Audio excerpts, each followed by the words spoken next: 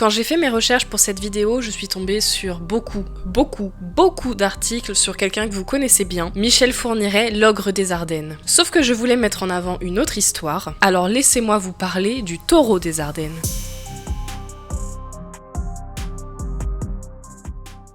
Bonjour à tous et bienvenue dans cette nouvelle vidéo, vous l'avez compris, qui concerne les Ardennes. Je suis Lovie, je suis malade, mais on va quand même faire cette vidéo. Et au pire, je demanderai à mon petit assistant à quatre pattes de m'aider. Aujourd'hui, on va parler du taureau des Ardennes, mais on va surtout parler d'une femme qui s'appelle Anaïs. Anaïs Guillaume. Anaïs, c'est une belle jeune femme de 21 ans qui vit à Fromy, un petit village, ils sont moins d'une centaine, et elle vient de finir son bac pro agricole. Elle a un rêve dans la vie, c'est d'avoir un jour sa propre écurie. Mais en attendant, elle travaille en stagiaire, en alternance, au sein d'une exploitation agricole qui existe déjà, celle de Philippe et Céline Gillet. Ils sont déjà installés, ils ont de l'expérience, ils sont plus âgés, c'est l'idéal pour elle pour apprendre son futur métier. Et donc en septembre 2021, elle va commencer à travailler au sein de l'exploitation avec Philippe, avec sa femme, puisque les deux travaillent ensemble. Et rapidement, Philippe n'est pas insensible à ses qualités professionnelles, mais pas que. Et Anaïs va aussi craquer pour cet homme qui a 38 ans à ce moment-là, qui a de l'expérience, on le décrit comme musclé, un peu bourru, un homme de caractère, un peu colérique mais qui est passionné par son travail. Sauf que vous l'avez compris, eh bien Philippe il est déjà marié à Céline, qu'on connaît, et il a 2 enfants avec elle. Donc le couple naissant va décider de cacher sa relation pendant plusieurs mois. Mais heureusement ou pas pour le couple, Céline va décéder quelques mois après le début de leur relation dans un accident. Donc à partir de ce moment-là, Anaïs et Guillaume vont pouvoir montrer leur amour au grand jour, ils ne vont pas se cacher, ce qui ne plaira pas à tout le monde. Déjà parce que la mort de Céline est très fraîche, et aussi parce qu'il y a quand même une différence d'âge, de caractère. Les parents notamment d'Anaïs n'apprécient pas cette relation. Pour autant, ils ne se brouillent pas avec leur enfant, ils continuent de la soutenir. Mais malheureusement, le grand amour ne va pas durer très longtemps, puisque dès 2012, on a des premières tensions dans ce couple. Et quand je dis tension, c'est un euphémisme, puisque le 8 juin 2012, les parents d'Anaïs vont déposer plainte pour elle parce qu'ils la retrouvent en pleurs et surtout bien amochée. Ils vont porter plainte pour violence conjugale parce qu'elle a été rouée de coups. Elle va d'ailleurs être vue par le médecin dans le cadre de la plainte qui va prononcer 3 jours d'ITT. Alors ITT c'est quoi ? Eh bien c'est incapacité temporaire ou totale de travail, on trouve les 2 termes, et c'est un moyen de faire une gradation de la gravité des blessures, qu'elles soient physiques ou morales. Et dans le cadre des condamnations, on va retenir certains seuils. On va retenir en dessous ou au-dessus de 8 jours et au-delà aussi de 30 jours. Ça va permettre de condamner, d'aggraver, ou ça va permettre aussi d'ouvrir des indemnisations avec tout ce qui est fonds de garantie, ce genre de choses. Ah, et je vous le précise parce qu'on me le pose tout le temps, celle-là, ITT ça marche même quand on est au chômage. C'est juste une gradation, il faut pas travailler pour que ça soit valable. Donc 3 jours d'ITT en matière de violence, c'est assez classique, de violence physique en tout cas. Pour les violences morales, on est généralement plus sur 1 à 2 jours d'ITT. Donc Philippe, eh bien, il va être entendu et il va nier les violences, il va expliquer qu'effectivement il a poussé Anaïs, mais qu'ils se sont juste disputés, qu'elle est tombée toute seule, et en tout cas voilà, il ne reconnaît absolument pas les violences. Et cette affaire, eh bien, elle va être classée sans suite. Ah oui, on n'est pas encore à l'époque de MeToo et tout ça, hein. Ça a bien évolué depuis. Mais ce n'est que le début des problèmes, puisqu'en 2013, Anaïs va tomber enceinte et elle va souhaiter mettre fin à cette grossesse, tandis que Guillaume voudrait qu'elle garde l'enfant. Finalement, elle mettra un terme à la grossesse et ça mettra aussi un terme à leur relation d'une certaine façon. Ça se passe le 5 avril 2013 et elle va lui avouer quelques jours après qu'elle a rencontré quelqu'un d'autre, un homme de son âge qui est plus calme et qu'elle veut continuer sa vie avec cet homme-là. Donc le couple va cohabiter quelques temps, mais finalement c'est le 16 avril 2013 que la disparition d'Anaïs va mettre un terme à leur relation.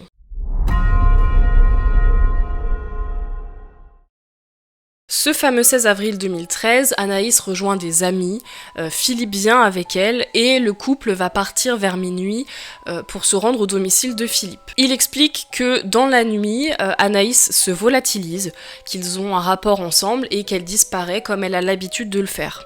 Oui, je vous rappelle que Philippe, il a des enfants, le décès de leur mère est quand même assez frais. On peut comprendre qu'Anaïs ne reste pas dormir la nuit et ne passe pas le petit déjeuner avec la famille. Donc Philippe va lui envoyer 2 SMS SMS le lendemain matin, mais n'aura aucune réponse. Et il va commencer à s'inquiéter et c'est pour ça qu'il va prévenir les autorités. Quelques jours après cette disparition, le 21 avril, c'est la voiture d'Anaïs qui va être retrouvée. Elle est découverte calcinée et sans ses plaques d'immatriculation à une dizaine de kilomètres de la ferme, dans la forêt de Chamelieu en Belgique. Et cette découverte, ça va entraîner l'ouverture de l'enquête pour disparition inquiétante. La gendarmerie, de façon classique, va organiser des battues, on va avoir une équipe cynophile qui va venir sur place pour essayer de retrouver Anaïs. On va aussi perquisitionner le domicile de Philippe et l'interroger, mais on ne va rien retrouver. Et enfin, on survole la zone avec les hélicoptères avec caméra thermique pour essayer de voir si on ne retrouve pas un corps. L'enquête débute donc comme ça, et maintenant vous connaissez la chanson, la première personne qu'on entend c'est, oui, Philippe, bah oui, son compagnon. Donc il va être auditionné le 31 mars 2013 pendant plusieurs heures, pendant 47 heures, et il sera finalement libéré, puisqu'il va expliquer sa version, que je vous ai rappelé précédemment. Il explique qu'il était jaloux, clairement, mais qu'il ne sait pas où est Anaïs. Son entourage va aussi être entendu et va se rappeler des menaces qu'il avait pu proférer, notamment en 2012, quand il y avait eu les épisodes de violence conjugale. Il avait pu dire « T'as signé ton arrêt de mort, je vais te buter ». Il semblait détaché, froid et distant, l'entourage remarquait qu'il n'avait pas l'air éploré, et certains disent qu'il s'est même permis de draguer une jeune femme dans un centre équestre à proximité, la classe. Donc les enquêteurs, ne vont pas être convaincus de sa version, surtout qu'en 2013, on a un informateur anonyme qui va dire que la belle-sœur de Philippe l'aurait entendu dire en souriant « Les gendarmes ne retrouveront jamais le corps ». Sauf que cette simple dénonciation, c'est pas suffisant pour le mettre en examen, donc on va continuer de chercher des pistes. À commencer par la voiture qu'on a retrouvée, je vous ai dit qu'elle était brûlée et sans plaque, sauf que en l'examinant, on se rend compte que le siège conducteur, il est beaucoup trop éloigné. Donc deux possibilités, soit Anaïs a bu beaucoup de soupe pendant la nuit et elle a pris 20 cm et donc elle pouvait conduire, soit ce n'est pas elle qui conduisait la voiture, parce qu'elle pouvait pas atteindre les pédales à ce niveau-là. Et l'endroit où on retrouve la voiture, il est aussi spécial puisque 15 ans avant, le frère de Guillaume avait justement été accusé d'escroquerie à l'assurance parce que sa voiture avait brûlé, sans les plaques, au même endroit. En 2015, c'est le pôle d'instruction de Reims qui va reprendre cette affaire à zéro. Et ils vont découvrir que le jour de la disparition, Philippe a acheté 50 kilos de chaux. Alors Philippe va expliquer que c'est pour désherber, que c'est pour nettoyer la salle de traite, soit. Et on va aussi regarder son téléphone, et on trouve quelque chose d'intéressant, puisqu'on se rend compte que la carte SIM d'Anaïs a été insérée dans un téléphone qui appartient à Philippe.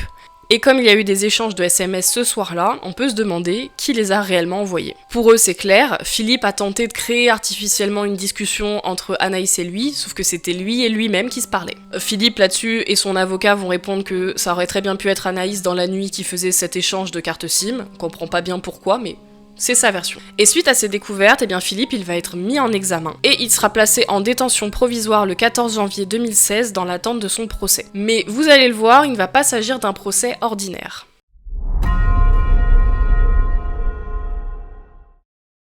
Je vous ai dit que la femme de Philippe était décédée, Céline, mais je vous ai pas dit comment. Et croyez-moi, ça vaut son pesant de cacahuètes. Céline a été écrasée par une vache le 3 janvier 2012. Oui, je suis malade, mais je ne délire pas encore, c'est bien un accident de vache. En fait, la salle de traite était trempée et la vache en question a glissé sur de la paille et elle s'est écrasée de tout son poids sur Céline. Elle a tenté de se relever, elle s'est à nouveau retrouvé les 4 fers en l'air sur Céline et dans sa chute, Céline, elle s'est cognée la tête assez fort. Alors on parle d'une vache, d'une Holstein de 600 kg quand même. Donc on peut imaginer que les chutes ont dû être violentes. Et donc Philippe va retrouver sa femme et appeler les pompiers. Sauf que cette version, en 2017, elle va être remise en cause. Déjà parce qu'on s'intéresse un peu plus près à Philippe, et puis aussi parce que les pompiers qui sont intervenus sur place disent que ça ne colle pas. Parce qu'on ne retrouve pas de traces d'écrasement, on ne retrouve que des plaies au niveau de la tête.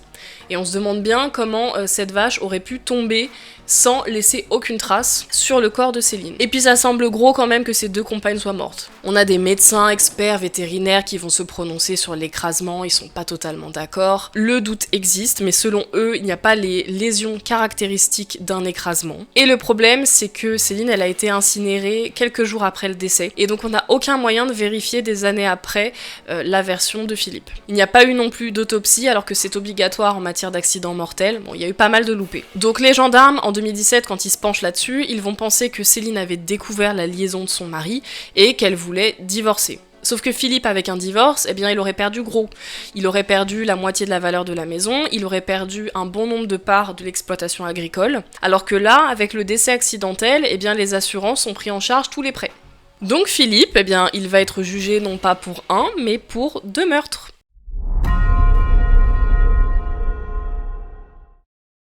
En avril 2019, Philippe va donc être envoyé devant la cour d'assises des Ardennes. Et donc on va le juger pour les 2 meurtres, celui d'Anaïs et celui de Céline. On va faire une reconstitution, Philippe va prendre la place de la vache en question et imiter. J'étais pas présente ce jour-là, mais ça devait quand même être une sacrée scène. Et donc vu sa carrure et vu cette imitation, il va rapidement prendre le surnom de Taureau des Ardennes. À l'issue de ce procès, il va être acquitté du meurtre de sa femme, on ne va pas retenir sa culpabilité, mais il sera condamné à 22 ans de réclusion criminelle pour le meurtre d'Anaïs. Sauf que le lendemain du prononcé de cette peine, eh bien, on va avoir un tout petit couac, c'est que les jurés n'ont pas délibéré correctement, il y a un problème de majorité, et donc la peine qui a été prononcée, elle est annulée. Donc il va falloir tout recommencer. Entre-temps, le parquet général fait appel pour le reste, donc on sait qu'on repart sur une 2e fournée d'assises. Entre-temps, en septembre-octobre 2019, on a un rebondissement. On a une petite lettre qui apparaît sur le bureau du juge d'instruction et sur le bureau de l'avocat de Philippe. Une lettre qui dit « Les coupables de la disparition d'Anaïs sont toujours en liberté. Anaïs était en vie jusqu'en avril 2016. Elle a été retenue contre sa volonté en Belgique. Avec tout ce qui était dans la gazette, facile de charger le culto. Comme le tas de fumier que les flics ont fouillé en face de sa ferme en 2015 y était toujours, elle a été enterrée avec de la chaux vive dessus et y est toujours. Les plaques de l'auto et le GSM sont dans la rivière, au fond de son petit pré, après le terrain de foot à Linné. Faites les recherches, rendez le corps aux parents et arrêtez les véritables coupables. Tremblement de terre à ce moment-là. La justice, elle tarde un petit peu à se réveiller et donc c'est une des filles de Philippe, Victoria, qui va prendre les choses en main et va se rendre directement sur place. Elle va louer son tractopelle, son engin, et donc elle va aller à l'endroit indiqué dans la lettre et elle va tomber sur des ossements. Et après autopsie, on aura la certitude que c'est bien les restes d'Anaïs. Et je vous vois venir, cette zone, elle a été fouillée au moment des faits et on n'avait rien trouvé. Donc pour Philippe et pour son avocat, eh bien c'est bien la preuve que cette lettre est véridique, puisque le corps a été placé pendant que Philippe était en détention provisoire, et donc c'est pas lui. Ça aurait presque pu marcher, à 2-3 détails près. Le petit problème, c'est que les os, eh bien on peut les dater. Et en fait, on est certain que c'est Anaïs, mais on est aussi certain que c'est le corps d'Anaïs à 21 ans, donc un décès en 2013 et pas en 2016. Et quand on avait fouillé, eh bien on avait, à cause de la météo, pas pu fouiller en dessous du tas, et donc on aurait très bien pu cacher à ce moment-là le corps qui serait remonté par la suite. Et donc là, c'est la fille de Philippe, Victoria, qu'on va entendre, parce qu'on trouve étonnant qu'elle réagisse aussi vite et qu'elle trouve directement le corps.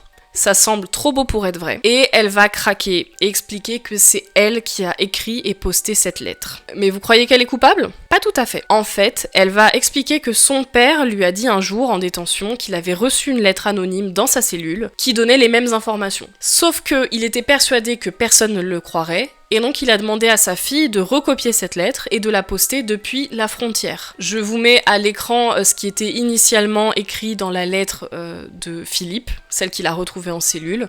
Vous excuserez les fautes d'orthographe, je recopie tel quel.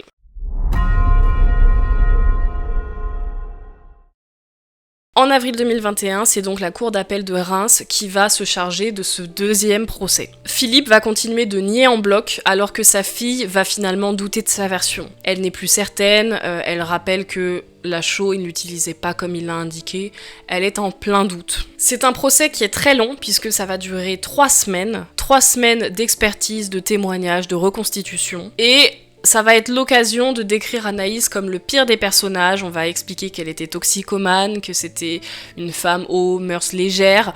On essaye de remettre la faute sur elle finalement. Philippe va dire qu'il ne l'aimait pas tant que ça. C'est très dur à vivre pour la famille d'Anaïs. Et on a un Philippe qui fanfaronne, puisqu'il explique qu'il aurait pu faire disparaître le corps bien mieux que ça si c'était lui. Il a un peu réponse à tout. Et donc les experts psy qui vont se prononcer sur lui vont le décrire comme quelqu'un de rude, entier, très solidement charpenté physiquement comme intellectuellement, au caractère bien trempé, un narcissique qui tisse sa toile pour dominer, soumettre l'autre. Et un homme déjà condamné en 2015, parce que ça je voulais pas préciser, mais il a déjà été condamné une première fois pour des menaces sur une ex-compagne qui avait retrouvé un petit mot sur son pare-brise de mémoire d'une personne anonyme lui ordonnant, au nom d'une organisation très puissante à but très lucratif, de renouer avec Philippe Gillet, une perle rare dont il est impossible de se passer, quitte à faire la ou la cochonne. Philippe est un homme qu'on ne quitte pas. Et donc il va jouer de cette personnalité, il va se mettre en avant et il va surtout se retrancher derrière la fameuse lettre reçue en prison. Sauf que le problème, c'est que on va l'analyser, cette lettre, et on va se rendre compte que c'est Philippe qui l'a écrite. Donc il va dire qu'il a perdu l'original et donc il l'a recopié de tête, mais ça ne convainc personne. Philippe, il sera acquitté pour les violences volontaires ayant entraîné la mort sur Céline. On ne retient pas le meurtre, en tout cas il est acquitté, parce qu'on n'a pas suffisamment d'éléments pour retracer ce qui s'est réellement passé. Mais il sera condamné à 30 ans de réclusion criminelle concernant Anaïs, avec une période de sûreté des 2/3, ce qui veut dire qu'il ne peut pas sortir avant. Et ici, on va retenir l'assassinat, puisqu'on estime qu'il y avait préméditation et non pas le meurtre. Voilà pour cette affaire, qui a quand même connu pas mal de rebondissements. Le coup des lettres anonymes recopiées, c'était malin, et en même temps pas trop, parce que les os, c'est une preuve qu'on peut pas falsifier. Qu'est-ce que vous en pensez? Est-ce que Philippe s'est cru plus intelligent et a pensé pouvoir s'en sortir par ce stratagème? Est-ce que vous pensez qu'il est réellement innocent parce qu'il continue de nier? J'ai tendance à croire que c'est effectivement un homme qu'on ne quitte pas et qui trouvera tous les moyens pour faire disparaître les compagnes gênantes, mais qui se retrouve rattrapé par la réalité des preuves qu'il ne peut pas contrôler. C'est malheureux pour ces femmes qui ont croisé son chemin, c'est malheureux aussi pour ces 2 filles qui se sont retrouvées orphelines et qui doivent vivre aussi avec l'histoire pénale carcérale de leur père. Le point qu'on pourrait dire positif dans cette histoire, c'est tout de même que le corps d'Anaïs a été retrouvé. C'est positif pour ses parents qui peuvent désormais se recueillir, qui connaissent la vérité. C'est important dans ces affaires-là. Et c'est ainsi que s'achève donc cette vidéo. Je vous retrouverai dans la prochaine. Pas malade, j'espère. Est-ce que vous aussi, vous faites partie des gens qui tombent malades quand ils arrivent en vacances? Vous savez, le moment où on est censé se reposer? Ben non, c'est là qu'on est malade. Je vous laisse me le dire en commentaire, tiens, dites-moi malade, rhume, ce que vous voulez pour que je sache que vous êtes allé jusqu'au bout et qu'on est dans la même équipe, que vous me soutenez. C'est tout pour moi, à la prochaine!